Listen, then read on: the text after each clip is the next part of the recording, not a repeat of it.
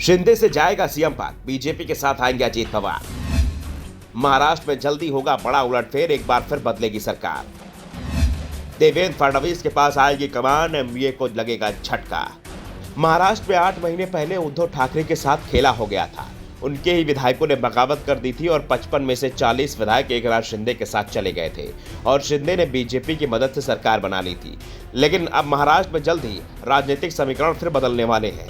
BJP अब शिंदे की जगह अजीत पवार के साथ गठबंधन की तैयारी में है और इसके संकेत एनसीपी की ओर से मिलने लगे हैं। शरद पवार और अजीत पवार के जो बयान पिछले दिनों आए वो संकेत दे रहे हैं कि बीजेपी के साथ अंदर खाने में बहुत कुछ सेट हो चुका है। इसके बाद पवार ने विपक्ष के लगभग सभी मुद्दों की हवा निकाल दी।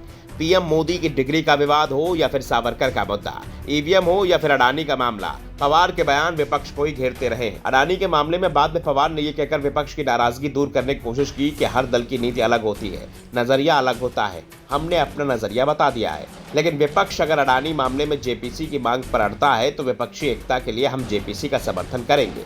साफ है, पवार ने तो साफ कर दिया कि जेपीसी मांग वो अपनी ओर से नहीं करेंगे। दरअसल जो खबर महाराष्ट्र से आ रही है वो बेहद चौंकाने वाली है।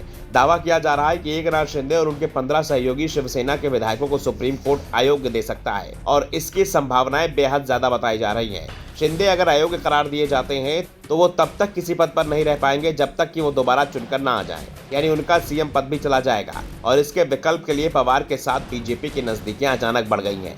शिंदे मुश्किल में आएंगे तो बीजेपी अजीत पवार के साथ मिलकर सरकार बनाएगी। इसे लेकर अंजलि दमानिया ने दावा किया है कि इसके साफ साफ संकेत मिल रहे हैं कि अजीत पवार बीजेपी के करीब जा रहे हैं और इसके संकेत ईडी की जांच से भी मिल रही है। ईडी ने महाराष्ट्र राज्य सहकारी बैंक मामले में जो चार्जशीट दायर की है उसमें अजीत पवार और सुनेत्रा पवार का नाम नहीं है और हाल ही के दिनों में अजीत पवार एक के बाद एक बयान बीजेपी के समर्थन में आए हैं। इस बीच ये भी खबर आ रही है कि अजीत पवार ने एकनाथ शिंदे और देवेंद्र फडणवीस से मुलाकात की है।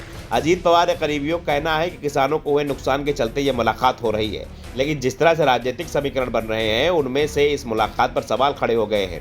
शिवसेना में भी इस बात को लेकर चर्चाएं चल रही हैं, क्या पवार अब बीजेपी के साथ आ रहे हैं। एकनाथ शिंदे के समर्थक शिवसेना के सीनियर लीडर आनंदराव अडसूल ने भी गोवा में यह बयान दिया था कि अगर एनसीपी और बीजेपी साथ आते हैं और एकनाथ शिंदे को अलग कर देते हैं तो एकनाथ शिंदे में इतनी क्षमता है कि वह अपने दम पर शिवसेना को आगे ले जा सकते हैं। साफ है, अब सभी की निगाहें एकनाथ शिंदे के अलावा उनके साथ आए उन 15 विधायकों पर है जिन पर अयोग्यता का संकट बना हुआ है। सुप्रीम कोर्ट इस मामले में जल्दी फैसला सुना सकता है। इस मामले पर कोर्ट लगातार सुनवाई भी कर रहा है और कोर्ट की सुनवाई पर महाराष्ट्र के साथ पूरे देश की नजर लगी हुई है। बस एक बात तो तय मानी जा रही है कि शिंदे के खिलाफ भी फैसला आता है तो भी उद्धव ठाकरे कोई बड़ी राहत नहीं मिल पाएगी। शिवसेना पर कब्जा उनके लिए आसान नहीं बचा है क्योंकि इसका फैसला चुनाव आयोग कर चुका है। शिंदे अयोग्य होने के बावजूद चुनाव लड़ने के योग्य बने रहेंगे और वो अपनी सीट से आसानी से जीत भी जाएंगे।